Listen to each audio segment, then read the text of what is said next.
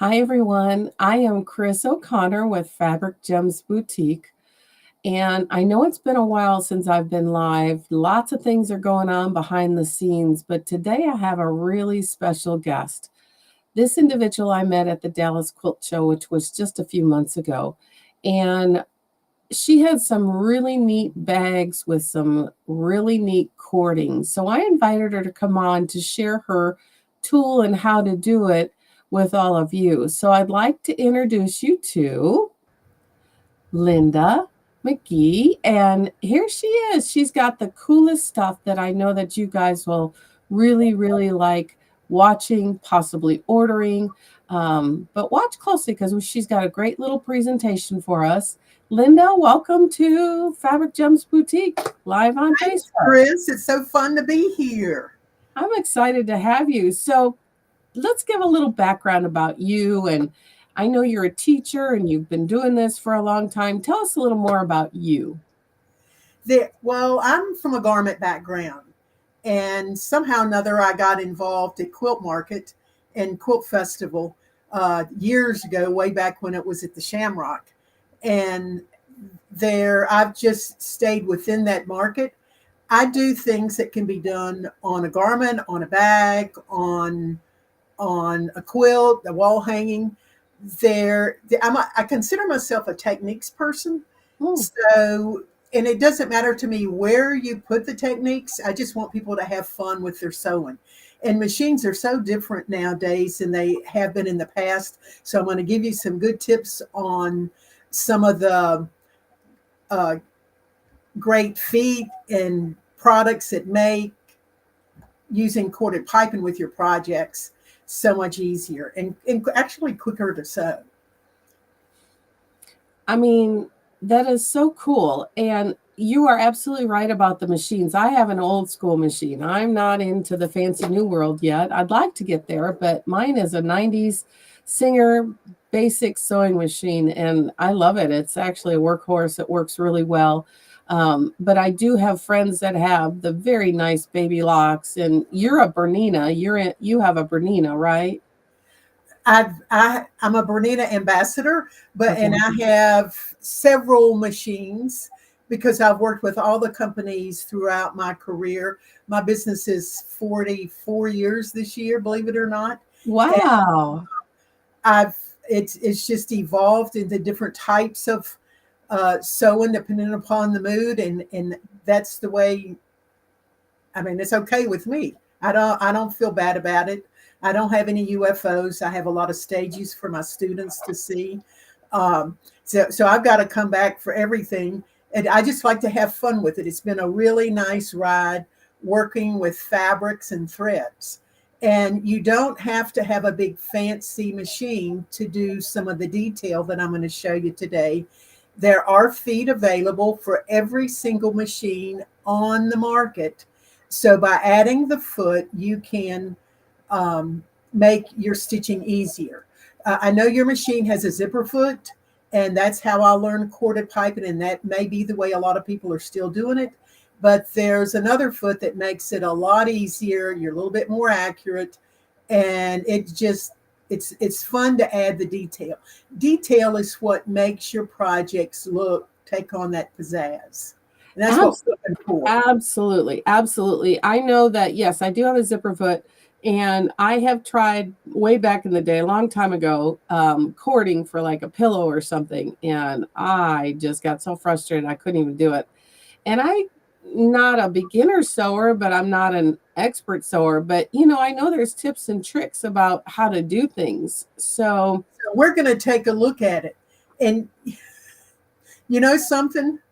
You keep talking for like 10 seconds because I have a pill in the other room I intended to bring in here that I want to make sure everybody sees. okay, well, So, go grab so that keep pillow. talking and I'll grab it, and they can look at some of the samples that are in the back. Yeah, I'm telling you guys, when I met Linda, we just hit it off at the Dallas Quilt Show a few months ago. And I just loved all her stuff. And she always had a booth that was, people were always full around it, in it, asking questions. She just, and one of my favorite parts is I guess I'm from the 60s. Okay, I shows you how old I am, but I loved her zippers. I loved her two-tone zippers. To me, that just created more fun for the project instead of your basic same color zipper. And I that's really what caught my eye in your booth was your zippers. And then you started talking about your cording. And I was like, okay, I got to know more about this and I got to learn more about this. So there's your pillow. Yeah, this is a pillow that has spiral patchwork, which is a piecing technique. I It's a takeoff on Bishop method, but it's strip piecing. It's not working with the little tiny pieces of strips. And corded piping is coming right in between these. It's There's a cord inside the fabric, not just a tiny piece of fabric, and it just makes the pillow bounce. And since you mentioned zippers, I do put a zipper in the back of my pillows so that I can change them. And Nice. it's a real easy zipper technique to do. It's a lap zipper. Um, and it's different than I learned how to do lap zippers years and years ago. But it just allows me to change my pillows and not have to have a lot of the inserts, on the shelf. So Mhm. I can have some different looks for the holidays or just when I'm ready for a new color or whatever. So this is this is my latest spiral patchwork with corded piping I on. love it. I love the colors of it. It's just fun and exciting and different and gives you that pop of color in a space that you may need a pop of color, right? Oh yeah, absolutely, Yeah. absolutely. Well, I don't consider myself a quilter. I've done a lot of piecing, but I don't. I haven't done made the bed quilt, that type of thing. I've done um, wall hangings or table runner type things.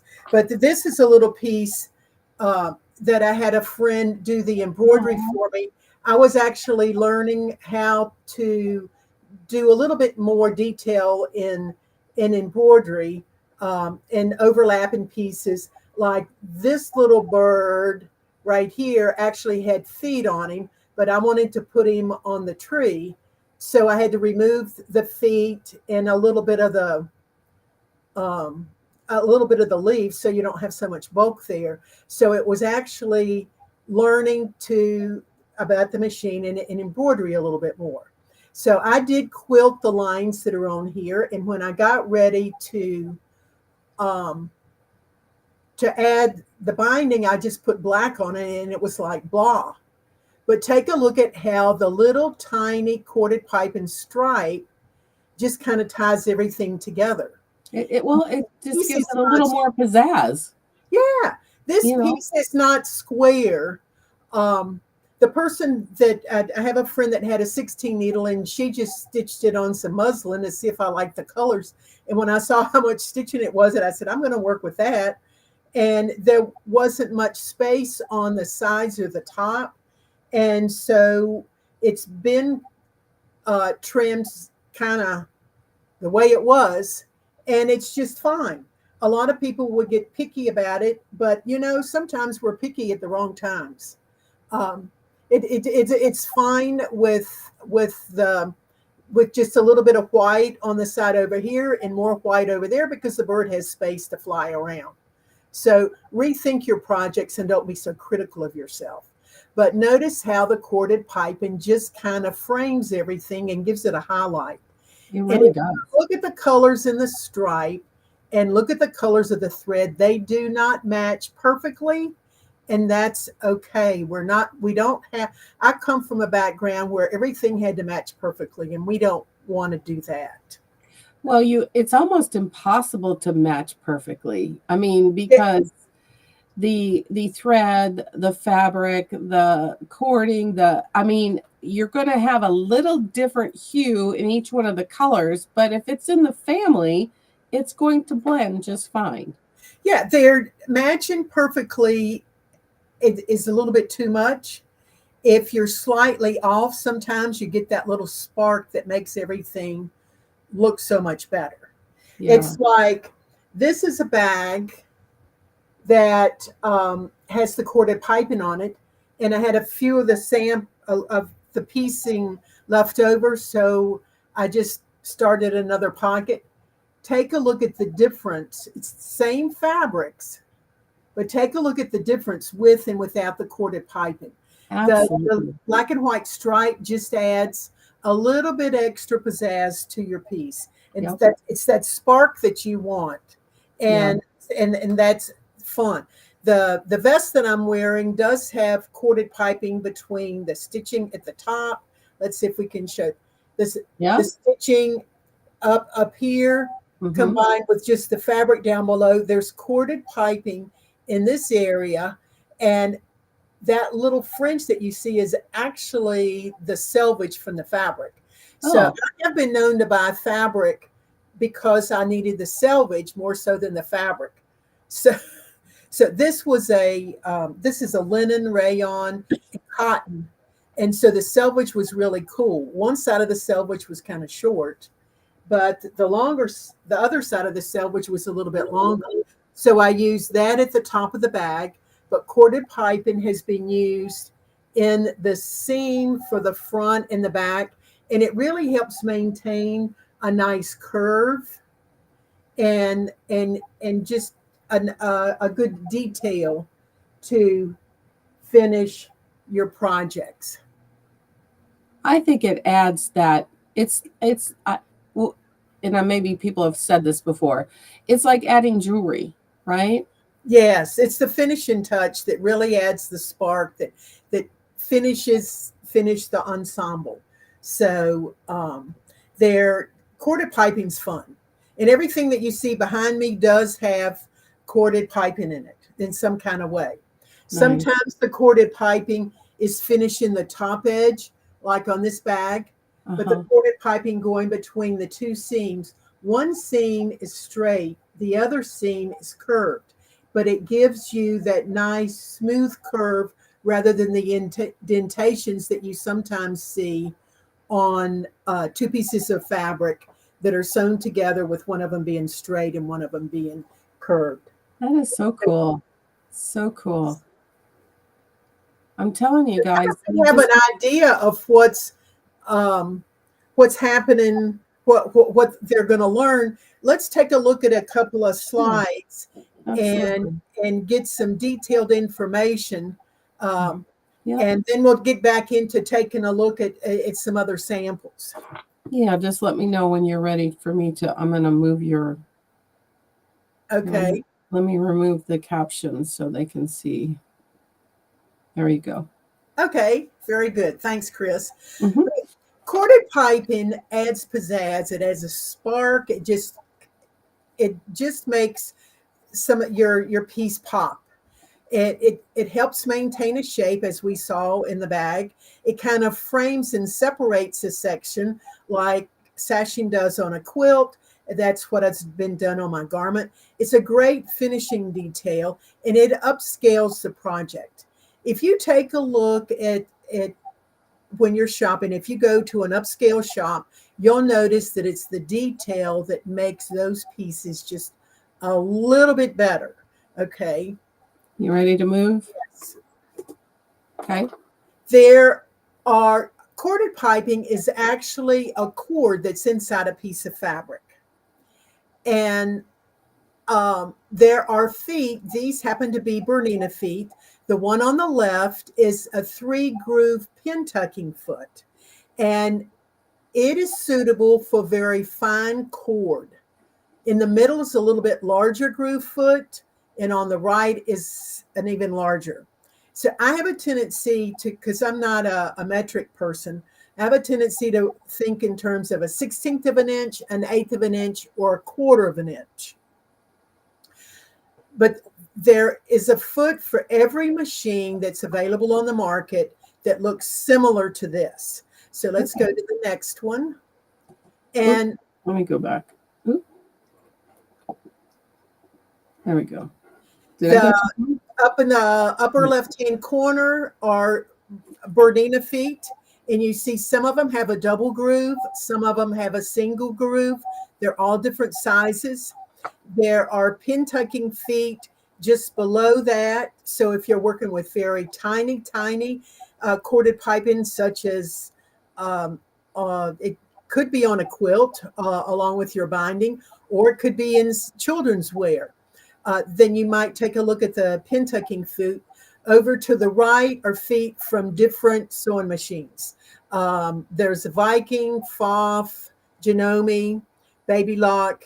Everybody has a foot. It may be metal, it may be plastic, but visit your local store and get the foot that's appropriate for the size corded piping that you're going to be working with. Okay. Okay. Now, when you're making corded piping, you're going to take a cord, and we'll take a look at some other cords in just a minute. But what you're going to wrap a fabric around the cord, and you will be stitching with the cord in the center of the groove and the needle over to the right. Now, if you were using a zipper foot, you would probably put the zipper foot too close to the cord, so that later on in the process of stitching, you end up with this first stitching showing. But by being able to move your needle position, you can move your needle position over to the right, stitch the cord, and let's pretend that turquoise isn't there. Let's pretend we're just making the cord in this particular slide. Now, after you have made your corded piping, we're going to trim it to a perfect 1/4 inch seam allowance. And let's go to the next slide just a second, and then we may come back to this one. Okay. I have a cord over on the left-hand side in the center of the fabric. That particular cord, and when we take a look at the cords live, you can see a slight twist. It's just the way this cord is made. And sometimes that twist will show through your fabric. So either use a double layer of fabric, or in this instance, I'm working with a layer of muslin. I was probably short on the stripe, and I wanted to keep as much of the stripe available for the piping. So I've used a layer of muslin, and both of these were cut on the bias because I like the bias look of the fabric. There are a lot of stripes that are printed on the bias nowadays, so you would cut them on the crosswise grain if you wanted them to look like they were bias. Okay. Fabric gives on the crosswise grain ever so slightly. It stretches a little bit. It does not stretch on the lengthwise grain. And I'm talking about woven fabrics like our quilters, cottons. You can, and it's just like binding. Some people prefer to cut their binding on the crosswise grain. Some like it on the bias. I think it wears better on the bias. However, depending upon what the fabric is, can determine whether I cut crosswise or bias. Now, ideally, in my original instructions 50 years ago, were to measure the cord and then add your seam allowance. So, you know, a cord could be what? 1/2 inch all the way around, or even smaller than that. And then you need a seam allowance, a 1/4 inch seam allowance, or maybe you want larger seam allowances.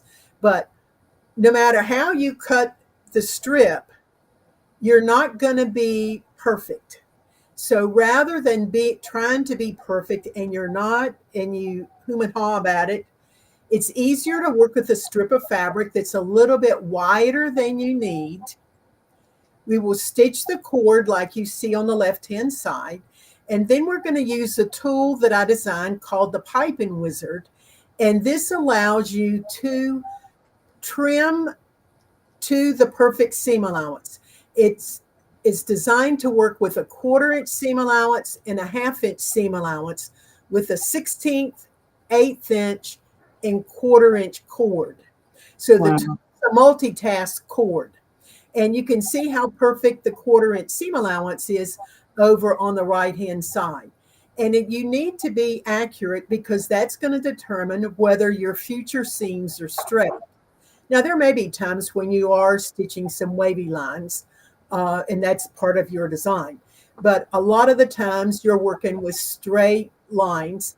And if your seam allowance on your corded piping is too wavy or uneven, then it's going to affect the rest of your stitching. Okay, so once you have trimmed your corded piping, let's go back one slide. Okay. We're attaching the corded piping to our base fabric in this instance. So we stitched one time to make the cord, and now we've trimmed the seam allowance with the piping wizard, and now we're stitching the corded piping to our fabric. The cut edges are even, the needle's still over to the right, and with this foot you can stitch all the way around wherever you need the corded piping. It's a breeze to stitch. You don't have to eyeball it like you would with a zipper foot. A zipper foot gets a little bit trouble in curves, but the piping foot, and some companies call it a corded piping. Some they have different names for it, but it's a foot that has a groove that you want a cord to go through. Okay, so let's go forward to our next slide. Okay, there was one slide. Can we bounce all the way to the beginning? Did we miss a slide at the beginning? Okay, yeah, okay, there, go one more. That's as far as it goes. No, but go for the other way. Okay, this one right here? Yeah, this is the one we may have missed it. You're correct. We might have. Double jump. We're very professional here, and we like to make sure you stay wide awake and keep so, there. If you can find humor in any situation, and it's going to absolutely. Okay. It's live, right? And nothing ever goes perfect when you're live, so it's all good. So we're fine. To make corded piping, you're going to need a cord that's appropriate for your project. So if you're working on kids' clothes, you might want a very tiny cord. If you're working on the edge of a pillow, you might want a larger cord. On a bag, you might want a larger cord. On your quilts, you might want something in between. So you're going to need cord for your project. You need fabric to cover the cord. And as I mentioned earlier, preferably bias, but crosswise grain is okay. You will need a foot with a groove that's appropriate for the size of the cord, and the piping wizard to trim the seam allowance for perfection. So these are the parts that you're going to need to make corded piping. Okay, now we're going to go live with me and take a look at some of the cord. If you go into a home deck section, you will find larger cord, and as you can see, this cord has lumps and bumps on it. It's designed a little bit different than the cord I use in garments, but if you're working with a tapestry or bags, this might be a cord that you want. I would not want those lumps and bumps on my quilt, but on a bag where you're using heavier fabrics, those are going to disappear when you create your corded piping. And when you go in, when you're looking at a home deck section, they go by 16ths or 30 seconds. So they may put one extra thread in the twist and it's just a smidge bigger. But I look at it and that's close enough to a 1/4 inch for me. And so I would call this a 1/4 inch. But you'll see different numbers with it. And don't let that bother you, like 5/30 seconds, which is just a little bit bigger than 1/8 of an inch, like one thread bigger. And if in the finished project, you can tell the difference, then more power to you. You'll find This is actually a polyester. Sometimes it's cotton. And this is the one you can see a little bit of a twist to it. And again, they make this in all sorts of sizes. And if I'm using this on a lighter weight cotton, I'll double the fabric or use a layer of muslin in between just to get rid of that twist. I noticed the twist on a garment when I looked down on a piece that I made with a single layer of fabric. But from a distance, people didn't notice it. It was the shadow that I was getting looking down at it. So just things to, and I get picky sometimes, and then other days it's like, oh, get over it. It's not life threatening. There are other woven cords, and a lot of these have been used in shades, window shades, and they do make different sizes. This one's a little bit more stable. It's smoother, and the 16th of an inch is a really good one to go on the edge of your quilts combined with your binding. So whatever cord you choose, you're going to stitch the cord with the appropriate foot. And when you're stitching, the first time the cord there's a little bit of space between the cord and the stitching. So your needle is over. When you sew the final stitching to insert this in between the two layers, the needle goes close to the cord.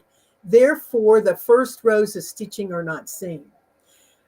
I'm spoiled. I've got really nice machines. I bought the machine in '69 that was going to last me the rest of my life, and I don't know at the bottom of what river that machine is at. Because a new machine comes out, you just need to have it. But if I could only have one feature on a machine, and even the beginner entry level type machines have this feature, it would be to be able to move the needle position from side to side. Because moving that needle position, one little can make a difference between your perfection and your sewing. So I like the needle over, away from the cord when I'm making the cord and when I attach it the first time. And then when I put the second layer of fabric on top, I want to move the needle as close as I can get to the cord. So all you see is the cord and not this black thread. Okay, so what I heard you just say, and that's probably where I went wrong, is you do it twice. You do it on the bottom. Let's say, for instance, you do it on the bottom first, sew it, the cording on, you attach it, and then you put the top piece on and attach it. Is that what I'm hearing you say you do? Yes. Okay, well, I never did that. No wonder I didn't like doing cording. Well, they're on your serger, it will be a different scenario. But on the sewing machine, there are times when I just prefer to go ahead and do that extra row of stitching because it makes total sense. It makes total sense. You just have a cleaner stitch. Everything's cleaner when you get done. And you don't have any of that wiggle. I don't know if that's the right word. You've got your corded piping, which has a bump in it. You've got a piece of fabric on the top and a piece of fabric on the bottom. And if you've pinned or clipped it, it doesn't matter how wonderful you are, something's going to slip. Yeah. So work with 2 layers at a time. And it's worth it. I do a lot less ripping this way. And another thing, use a longer stitch length. Because you're working with a lot of layers, a longer stitch length is better. We're stitching this 3 times, so it's going to stay. And even the last. You say a longer stitch length. What do you mean? Like a 3, a 4, a 3, 3.5. Okay. If I'm working with a tapestry or suede, something that's really thick, 3.5 to 4. But generally 3.5 is good. Okay. Great advice. Great advice. Okay. Now, the tool, let's take a look at the piping wizard.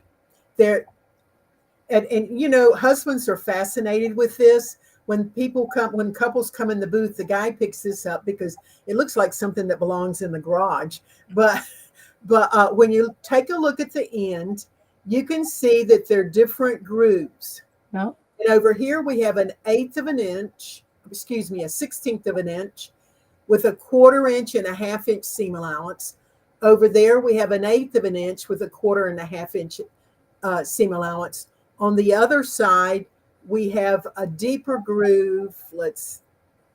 Yep.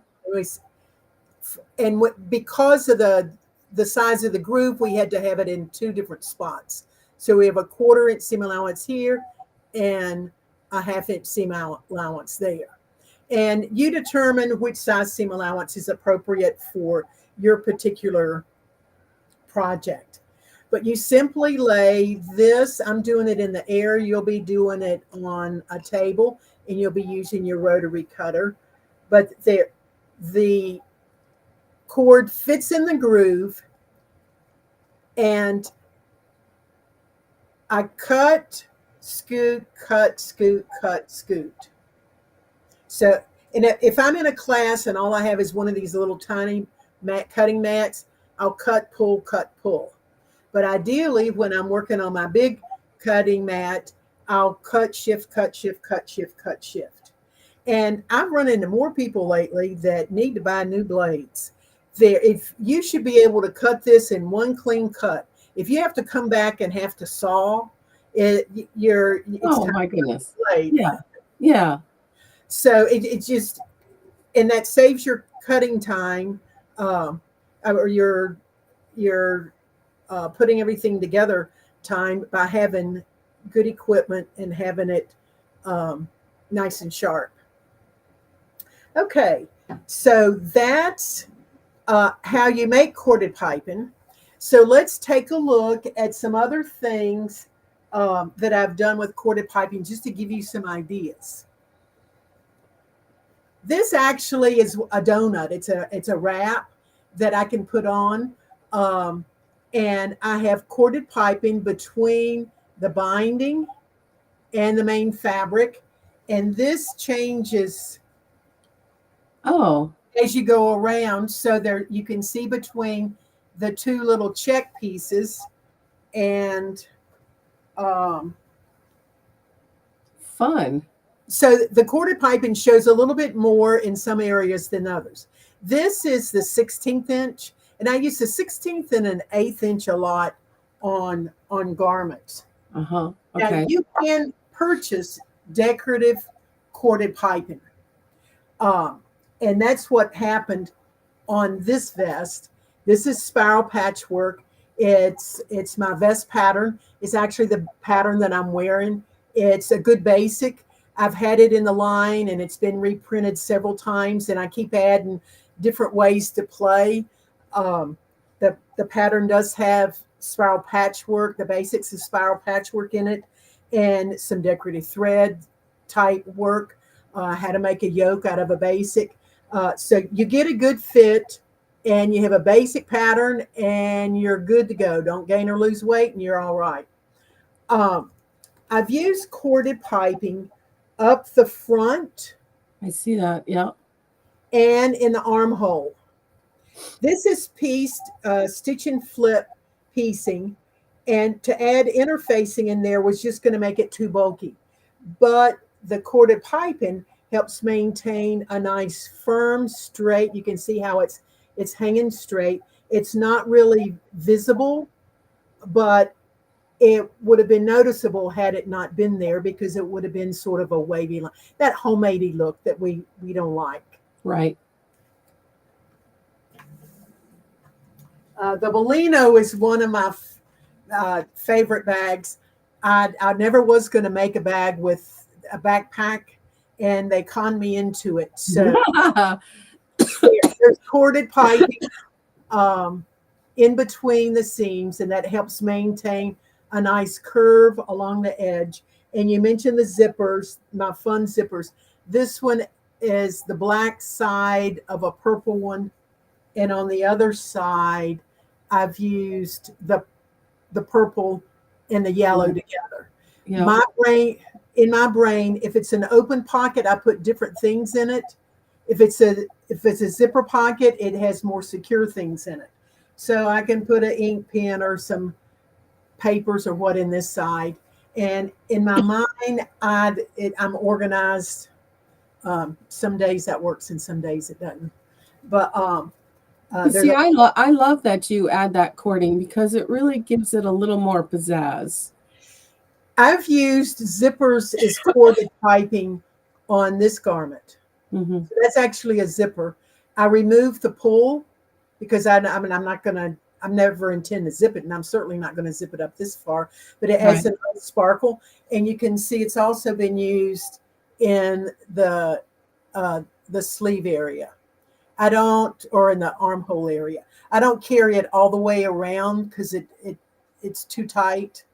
And if you have a wide tape on your zipper, you can use the piping wizard to trim the tape to a perfect quarter or half-inch seam Oh, allowance. nice. Okay. Because when you're working with curves, you don't want to have to go clip the tape because the tape's really straight. So that's another way to use the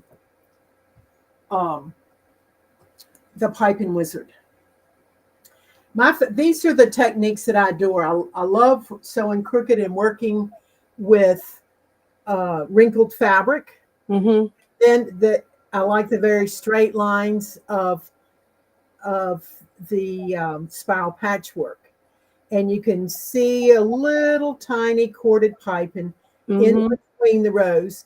This Yep. was from a packet of hand dyes, and I was always taught to cut piping on the bias, but to take one piece of fabric and cut a diagonal piece, because I have different colors here.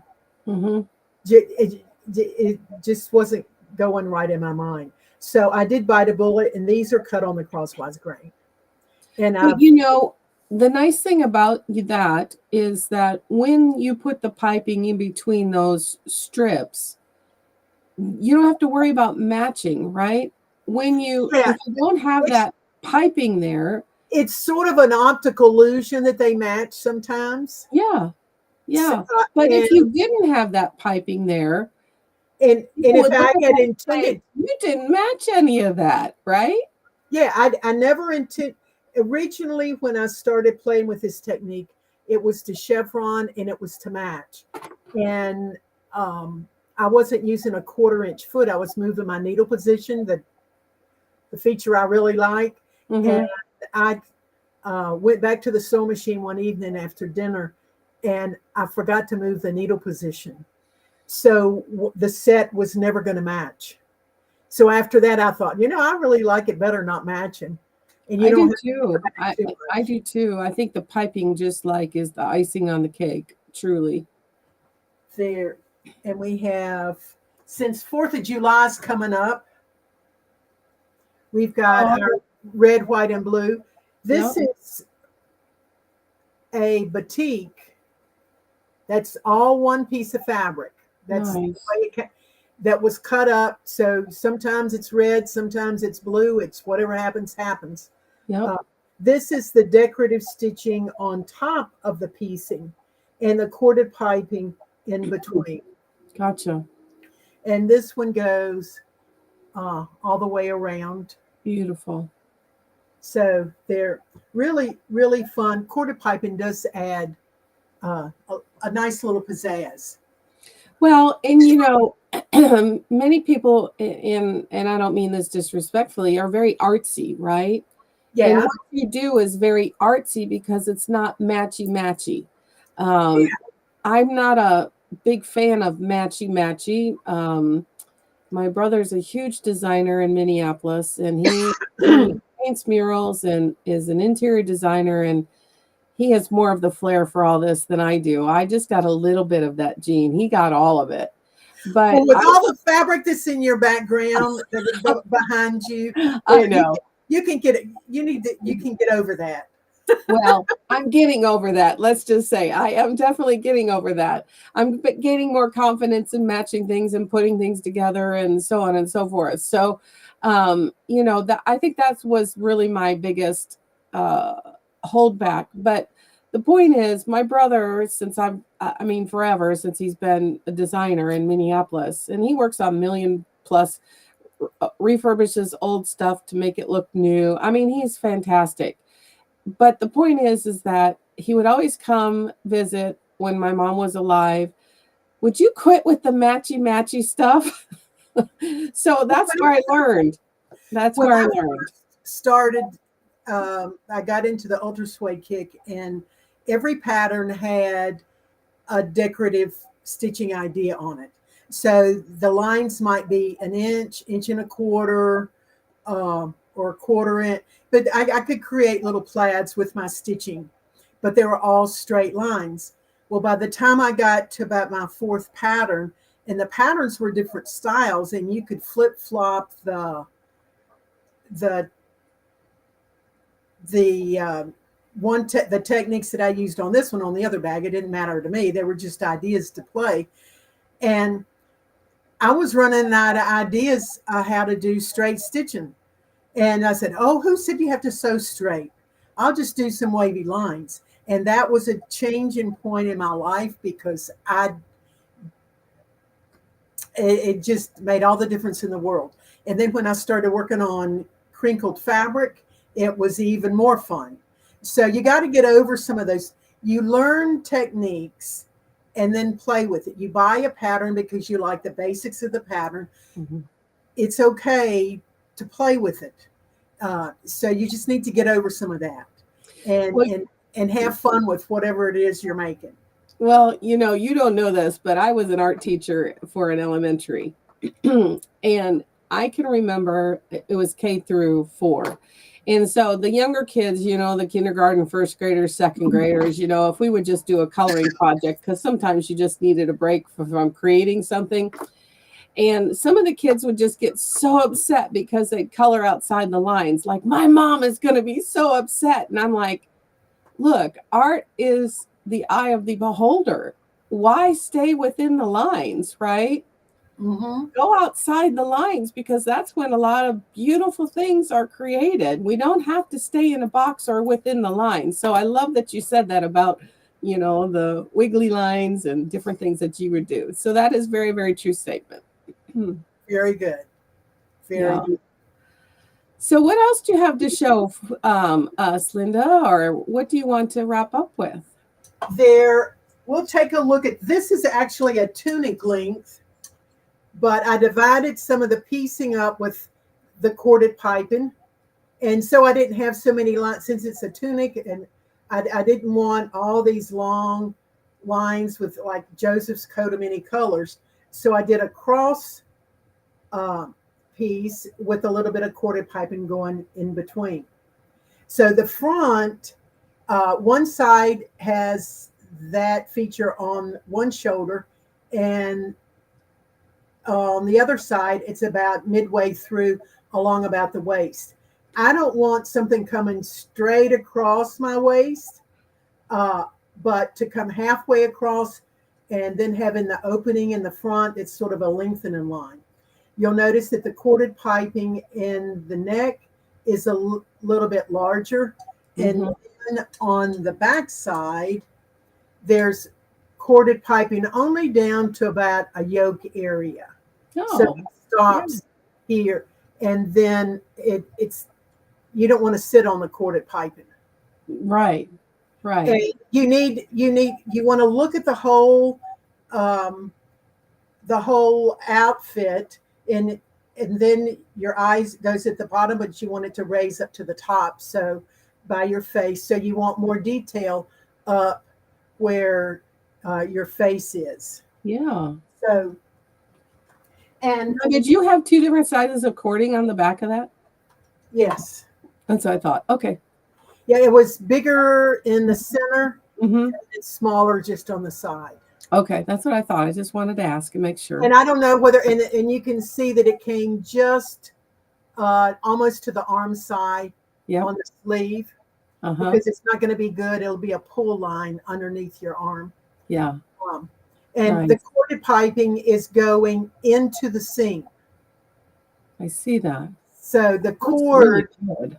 the cord is pulled out about here, but then it's only fabric is curved into the seam. Nice. As you're doing your stitch and flip. So we could talk about corded piping for a little bit longer, but I imagine we better, as you said, wrap it up. And it's been a pleasure to share with you some of my ideas. I hope you'll go on my website and take a look at some of the things that are there. I have patterns and tools, things that go along with what I like to sew. We're gees.com. That's GHEES.com. And if you Google geese, you're going to run into clarified butter. But I used the name geese long time ago in school when there were too many Lindas in our class. And so if you scroll down geese when you're Googling it and you come to zippers and patterns, that's me. If Okay. the butter's not me, but it's GHEES.com. This is the Piping Wizard, and we do have it at a discount on our website. So take advantage Nice. of the Piping Wizard. We also carry some cords. If you can't find some, let me know, because I've got tons of stuff around and I can always flip it around. So send me a note and I'll be glad to send it to you. I think we have just spools on the website. Okay. That's awesome. But I it's been a can't. pleasure to be here with you. Oh my gosh, I am so excited that we finally connected and we were able to get you on live and share all this great information. I learned a lot, and I hope that the people who watch this, all of you out there, I know you're gonna like courting like me. I wasn't a fan of it, but now I feel like I'm an expert, or at least I can pretend I'm an expert because she showed us exactly how to do it. And sometimes it's all about the technique, and she showed us the technique and how to do it right. I hope that you add that pizzazz to your project. So thank you, Linda. Maybe we'll have you back on down the road, and we can talk more about cording and take this in For cording. zippers. Oh, or zippers. Yes. That was the other thing I didn't like, but I recently learned how to do it properly or easier. And I'm like, oh my God, I've been avoiding this for years because I didn't like doing zippers. But now I learned how to do them right. But I want to see how you do it. So, yes, we'll have you back on and we'll learn all about zippers. I just want to thank everybody for being here. Appreciate your time. Linda, thank you for being here. And Thank you until so next much. time.